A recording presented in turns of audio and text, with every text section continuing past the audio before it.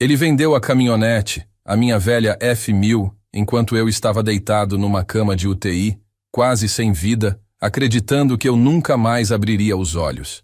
Mas a vida, meu amigo, tem um jeito peculiar de desmentir os planos apressados dos outros. Eu sou Jorge, um homem que passou a vida inteira na estrada, puxando carga de um lado para o outro como caminhoneiro, e depois, fincando raízes aqui na nossa pequena cidade, abrindo minha lojinha de ferragens. Cada parafuso, cada martelo que vendi, foi com o suor do meu rosto. E aquela caminhonete... aquela caminhonete não era só um meio de transporte. Era uma extensão de mim, da minha história, do meu suor.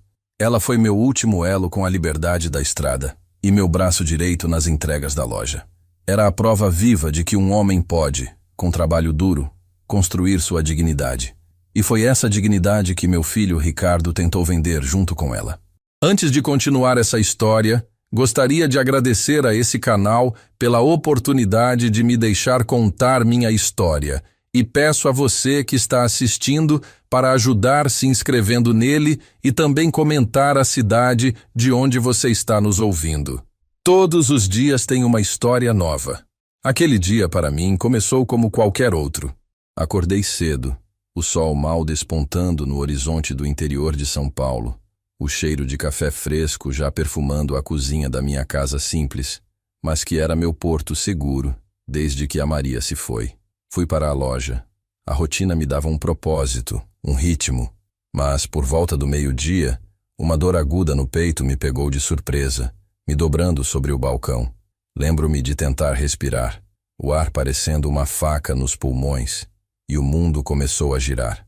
A última coisa que vi foi o rosto assustado do seu Zé, meu vizinho e cliente fiel, correndo para me socorrer. Depois, o breu. Um breu profundo, sem sonhos, sem tempo, sem nada. Passei 2 meses nesse limbo. 2 meses de luta silenciosa, meu corpo travando uma batalha que minha mente mal conseguia registrar. Os médicos disseram depois que foi uma pneumonia fulminante que me levou à beira do abismo. Minha família, no caso, meu filho Ricardo, foi avisada. Ele era o único parente próximo que me restava. Eu estava em coma induzido, ligado a máquinas que zumbiam e apitavam, mantendo uma tênue linha entre a vida e a morte. Não via nada, não ouvia nada, mas talvez no fundo da minha alma eu sentisse o peso da ausência, o vazio ao meu redor. Ricardo vinha me visitar, segundo as enfermeiras me contaram depois, mas suas visitas eram breves, protocolares. Ele parecia mais preocupado com a papelada e com a situação do que com a minha recuperação. Mas eu, lá no meu canto escuro, estava lutando para voltar, para sentir o cheiro da terra molhada, para ver o sol se pôr na minha varanda, para sentir o volante da minha F1000 sob minhas mãos. Aos poucos, a névoa começou a se dissipar. Primeiro, foram flashes de luz, depois vozes abafadas, como se estivessem falando debaixo d'água. Abri os olhos e vi o teto branco de um quarto de hospital. Minha garganta estava seca, meu corpo fraco, mas a sensação de estar vivo, de ter voltado, era avassaladora. Levei semanas para conseguir falar direito, para me sentar, para dar os primeiros passos cambaleantes. A fisioterapia era exaustiva, mas cada gota de suor era uma vitória. Eu tinha um motivo para voltar, a vida que construí, a lojinha e a minha independência. Ricardo apareceu poucas vezes durante a minha recuperação na enfermaria. Ele trazia algumas frutas, falava sobre o tempo, evitava o olhar. Eu sentia um estranhamento, uma frieza que nunca havia notado com tanta clareza antes. Mas, fraco como estava, eu atribuía à minha própria condição, à minha sensibilidade à flor da pele. Mal sabia eu que a frieza dele tinha um motivo bem mais concreto. O dia da alta chegou. Um dia que eu esperava com ansiedade. Um marco da minha vitória pessoal. Eu estava magro, com o cabelo ralo, mas sentia uma força renovada, uma gratidão imensa por ter tido uma segunda chance. Ricardo veio me buscar. Ele estava com um carro emprestado, um modelo que eu não reconhecia. Meu carro está na oficina, pai. Ele disse apressado quando perguntei. Não dei muita importância. Minha mente estava focada em voltar para casa, para a minha rotina, para a minha vida. Ele me ajudou a entrar no carro e o caminho para casa parecia mais longo do que o normal. Eu olhava pela janela, as ruas familiares, as árvores, as casas. Tudo parecia um pouco diferente, como se eu tivesse sido transportado para um futuro que não me pertencia totalmente. Chegamos em casa. A lojinha de ferragens, que ficava colada à minha casa, estava fechada. Ricardo, por que a loja está fechada? Perguntei, uma pontada de preocupação me atingindo. Ele desconversou, disse que não estava em condições de abrir e que precisava de um tempo para organizar as coisas. Eu não entendi, mas estava cansado demais para discutir. O que eu queria mesmo era ver a minha casa, sentir o cheiro das minhas coisas. Entrei e tudo estava como eu me lembrava, um pouco empoeirado, mas meu. A primeira coisa que fiz, depois de me sentar no meu velho sofá, foi olhar pela janela para o quintal, para o lugar onde minha F1000 sempre ficava estacionada. Era meu orgulho, meu companheiro de trabalho, meu escape. O coração deu um salto no peito. O lugar estava vazio. Um vazio que ecoou em minha alma. Um buraco que a ausência da caminhonete deixou.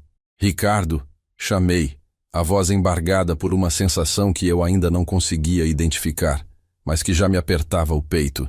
Ricardo, onde está a minha caminhonete?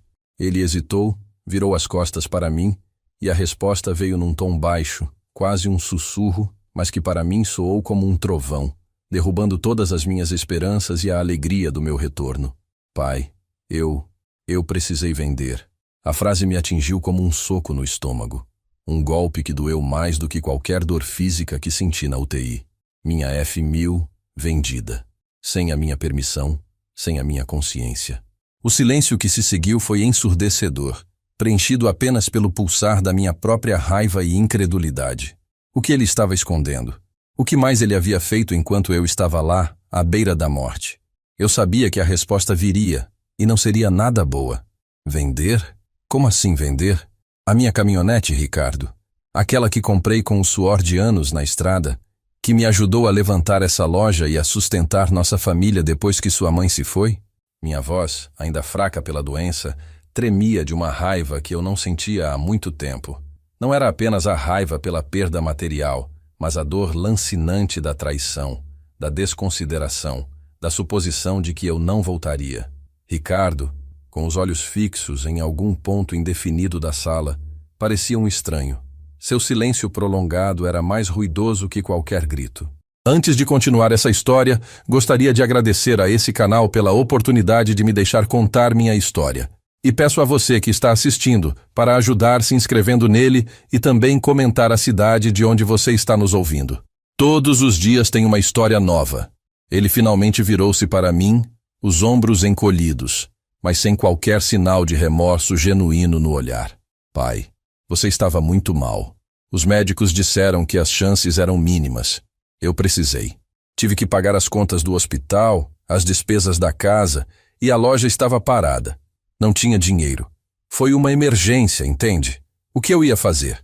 Sua voz era uma mistura de defensiva e um tom quase irritado, como se eu fosse o culpado por tê-lo colocado naquela situação. Mas eu sabia que ele estava mentindo.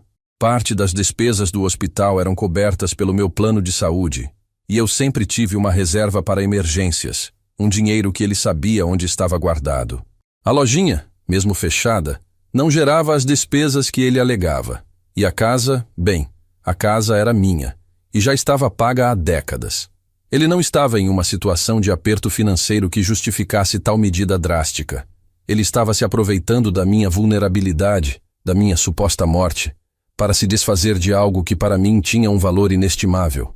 Olhei para o espaço vazio no quintal, onde a F1000 passara tantas noites, guardiã silenciosa dos meus sonhos e do meu trabalho. Aquele vazio doía mais do que a cicatriz no meu peito. Lembrei-me do dia em que a comprei. Eu era um jovem caminhoneiro, recém-casado com a Maria, sonhando em ter meu próprio negócio. Trabalhei em dobro, vendi um pedaço de terra que herdei do meu pai no interior de Minas e usei cada centavo para dar a entrada nela. Ela era usada, mas para mim era como um carro zero. Com ela, eu carregava de tudo: frutas, verduras, materiais de construção. Foi nela que levei a Maria para o hospital quando você, Ricardo, estava prestes a nascer. Ela nos acompanhou em tantas viagens, nas poucas férias que podíamos tirar, visitando os parentes no interior. Cada arranhão, cada amassado, cada barulho do motor era uma memória. Era a história da nossa família, do meu esforço para dar a vocês uma vida digna. E agora, ela simplesmente se foi, arrancada de mim sem um adeus, sem uma chance de escolha. As contas do hospital? Eu mal conseguia acreditar na sua desfaçatez. Ricardo, você sabe muito bem que eu tenho uma reserva para emergências, e o plano de saúde cobria a maior parte. Onde está o dinheiro da venda? Quanto você conseguiu por ela? Ele desviou o olhar novamente, inquieto. Ah, pai, foi o que deu. O mercado de carros usados está em baixa, e ela já estava velha. Eu usei para as despesas, já te falei.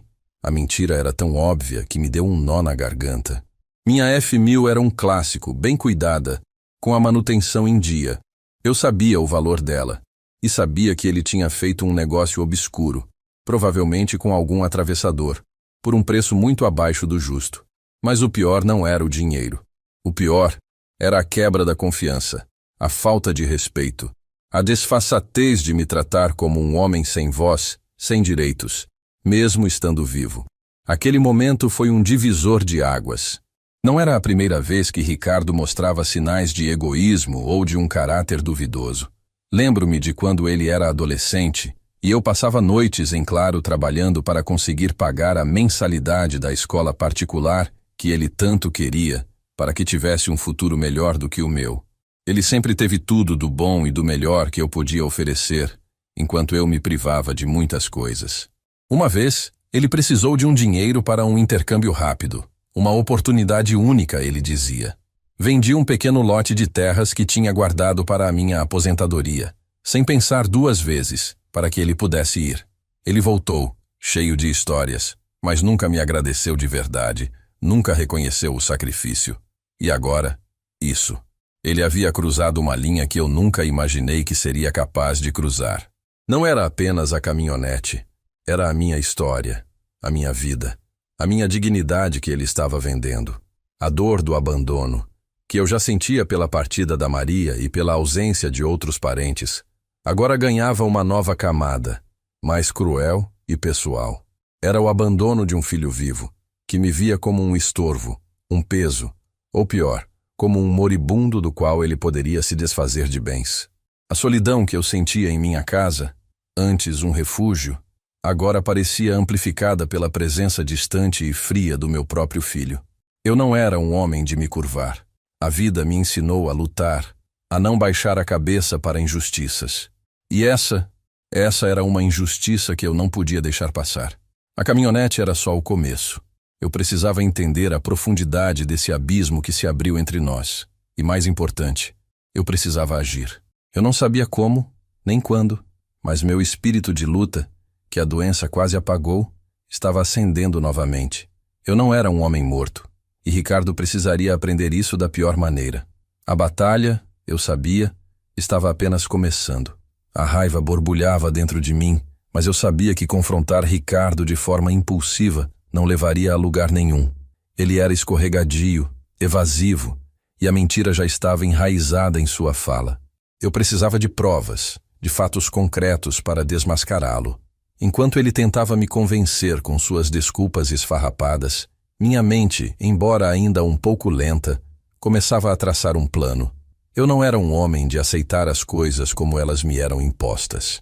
A vida me ensinou a desconfiar, a investigar, a lutar por aquilo que é meu por direito. Antes de continuar essa história, gostaria de agradecer a esse canal pela oportunidade de me deixar contar minha história.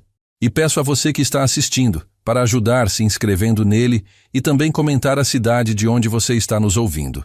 Todos os dias tem uma história nova. No dia seguinte, mal consegui dormir. A imagem daquele espaço vazio no quintal me atormentava. Levantei-me antes do sol nascer, sentindo a fraqueza do corpo, mas a mente afiada pela indignação. Ricardo ainda dormia. Eu precisava ir atrás da verdade. Minha primeira parada foi na loja do seu Zé, o vizinho que me socorreu. Ele era um homem bom, de poucas palavras, mas com um coração enorme. Quando entrei, ele me abraçou, emocionado com a minha recuperação. Que bom te ver de pé, Jorge. Pensei que não voltaria mais, ele disse, com os olhos marejados. Eu contei a ele o que Ricardo havia feito. Seu Zé, que sempre admirou minha caminhonete, ficou chocado. Mas como, Jorge? Aquela F1000 era um carro de família, e o Ricardo sempre tão calado sobre você no hospital. Achei estranho. Ele me confirmou que Ricardo havia fechado a loja e que por diversas vezes tinha visto movimentação estranha de pessoas interessadas em comprar coisas da loja e até mesmo a caminhonete. Mas ele dizia que você estava para vender tudo, Jorge, que queria se desfazer dos bens para se mudar para a capital. Fiquei surpreso, mas não questionei. Aquela informação me atingiu como um raio. Ricardo não só vendeu minha caminhonete, mas também estava espalhando que eu queria me desfazer de tudo e ir embora. Ele estava construindo uma narrativa para justificar suas ações, para me apagar da minha própria vida. Saí da loja do seu Zé com o coração pesado, mas com uma nova determinação. Eu precisava ir ao hospital. Lá, talvez, eu pudesse encontrar alguma pista sobre o tal pagamento das contas que Ricardo tanto mencionava. A viagem de ônibus foi cansativa, mas cada minuto era um passo em direção à verdade. Na recepção, pedi para falar com a área administrativa. Expliquei minha situação com a voz embargada e a atendente, uma moça jovem e atenciosa, me ouviu com paciência. Ela consultou o sistema e, para minha surpresa, me informou que a maior parte das minhas despesas havia sido coberta pelo plano de saúde, e o restante, um valor relativamente pequeno, havia sido pago por um anônimo. Um anônimo? Me perguntei confuso. Ela confirmou, mostrando-me o registro. Alguém havia quitado o que restava da minha conta, sem deixar nome. Ricardo, portanto, não havia usado o dinheiro da caminhonete para pagar o hospital. A mentira dele era ainda maior do que eu imaginava. Enquanto eu processava essa nova informação, uma enfermeira, Dona Lúcia, que havia cuidado de mim na UTI, passou pela recepção e me reconheceu. Seu Jorge, que maravilha vê-lo aqui de pé. Pensei que não voltaria mais, meu querido. Você é um milagre. Ela me abraçou com carinho, e eu senti um calor humano que me faltava há muito tempo. Contei a ela sobre a caminhonete e a mentira de Ricardo. Dona Lúcia, que sempre foi muito observadora, franziu a testa. Olha, seu Jorge, eu não quero me meter, mas seu filho Ricardo, ele não parecia muito preocupado com você, sabe? Ele vinha sim, mas era rápido. E teve um dia, logo depois que você entrou na UTI, que eu vi ele conversando com um homem alto, com cara de poucos amigos lá no estacionamento. Eles estavam olhando para um carro. Parecia uma caminhonete azul igual à sua. A descrição fez meu sangue gelar. Minha F1000 era azul. Eles pareciam negociar algo, ela continuou. Depois o homem foi embora, e Ricardo entrou no hospital com um sorriso que não me agradou. Parecia satisfeito demais para quem tinha o pai quase morrendo. A peça que faltava no quebra-cabeça estava começando a se encaixar. Ricardo havia vendido a caminhonete logo no início da minha internação, quando eu estava mais vulnerável, e não para pagar contas, mas por algum outro motivo, egoísta e sórdido. Voltei para casa exausto, mas com um turbilhão de informações na cabeça. A raiva se transformou em uma determinação fria e calculista. Eu não era um homem de me vingar, mas era um homem de justiça. E Ricardo precisaria enfrentar as consequências de suas ações. Mas ainda havia um mistério. Quem havia pago o restante da minha conta do hospital? Quem era esse anônimo? A pergunta me martelava a cabeça. Eu tinha a sensação de que essa pessoa, quem quer que fosse, seria um elo importante nessa teia de mentiras e verdades.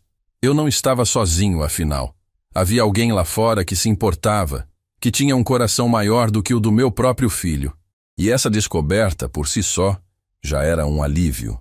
Uma pequena luz em meio à escuridão da traição. Eu precisava encontrar essa pessoa. E eu encontraria.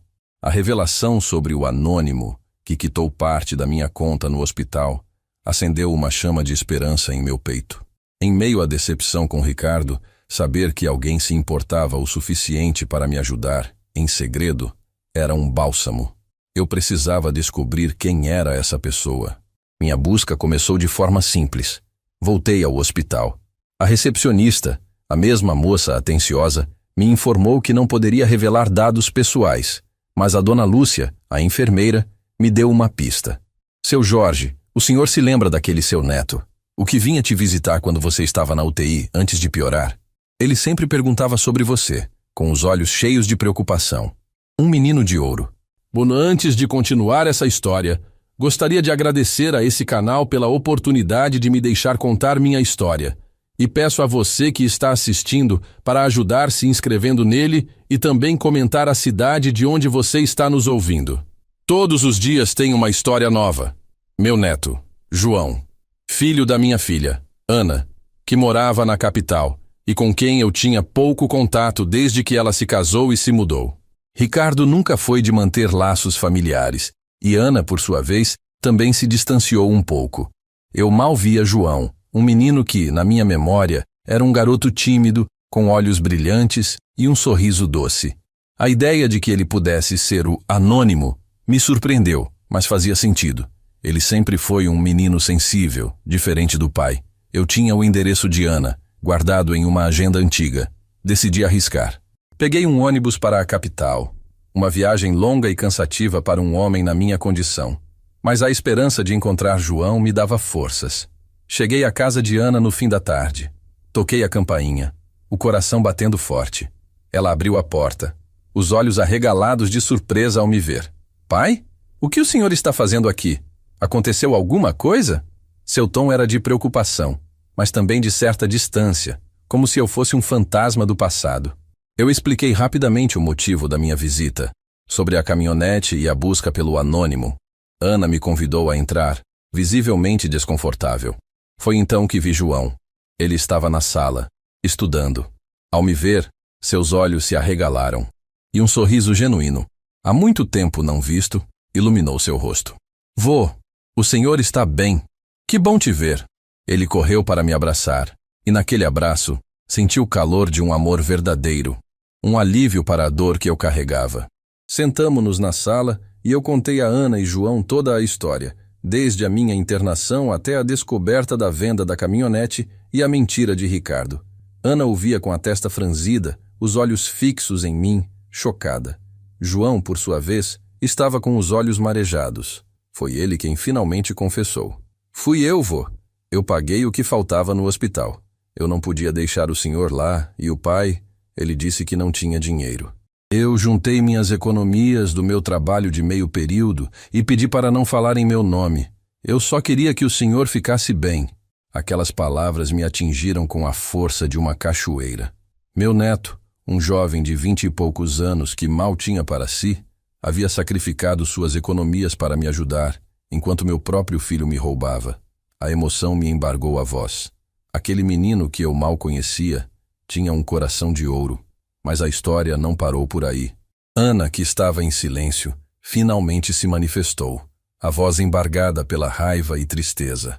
Pai, eu tenho algo a te contar sobre o Ricardo. Algo que ele me pediu para guardar segredo, mas eu não aguento mais. Ela hesitou, olhando para João, que acenou com a cabeça, incentivando-a. O Ricardo, ele não só vendeu sua caminhonete, pai. Ele também está vendendo a loja de ferragens. E não é só isso. Ele está usando o dinheiro para investir em um negócio de fachada com uns amigos, um esquema que ele acha que vai deixá-lo rico rápido. Ele disse que, como o senhor estava quase indo, ele precisava garantir o futuro dele. Ele me pediu para não te contar nada, para te deixar descansar em paz, como ele dizia.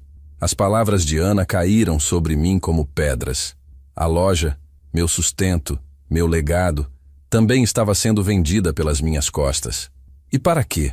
Para um esquema duvidoso, um atalho para a riqueza que, eu sabia, só traria problemas. Ricardo não estava apenas se aproveitando da minha doença. Ele estava desmantelando toda a minha vida, toda a minha história, para satisfazer sua própria ambição e ganância.